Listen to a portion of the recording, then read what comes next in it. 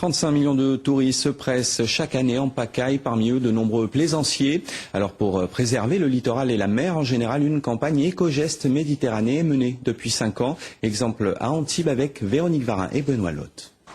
Même si ce sont bien des dépositaires de la force publique qui pilotent le bateau, Éco-Geste Méditerranée Je suis ambassadeur Éco-Geste, est-ce que vous connaissez ?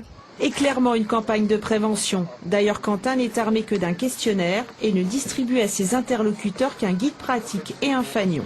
Quand vous recherchez une zone pour ancrer, c'est plus quoi? Du sable, des rochers, des algues?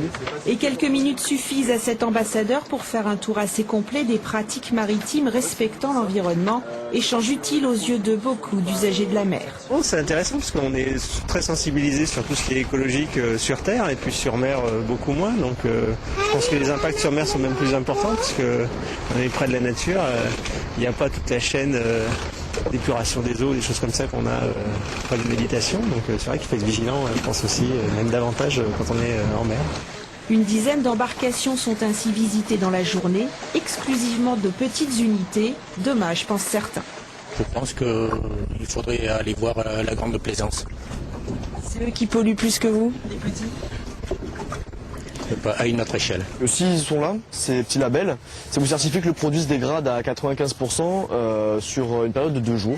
Reste que le bilan est plutôt positif. Depuis la création de l'opération il y a 5 ans, 23 000 plaisanciers ont ainsi été sensibilisés. Il y a un petit peu plus de personnes qui ont des bons gestes, qui le disent en général, par rapport même à la première année où je l'avais fait. Et donc effectivement, je pense que même entre eux, ça doit peut-être un petit peu se dire, même à cette échelle-là, ça peut marcher quand même. En une vingtaine d'années, là, les gens ont quand même bien pris conscience qu'il fallait respecter le milieu. Vous avez déjà le fanion? Ah oui. Oh, vous avez déjà vu alors, c'est bon, on est déjà passé. Dans les Alpes-Maritimes, cette campagne se poursuit jusqu'à la mi-août. C'est vrai, d'accord. Ne pas relâcher l'effort de prévention.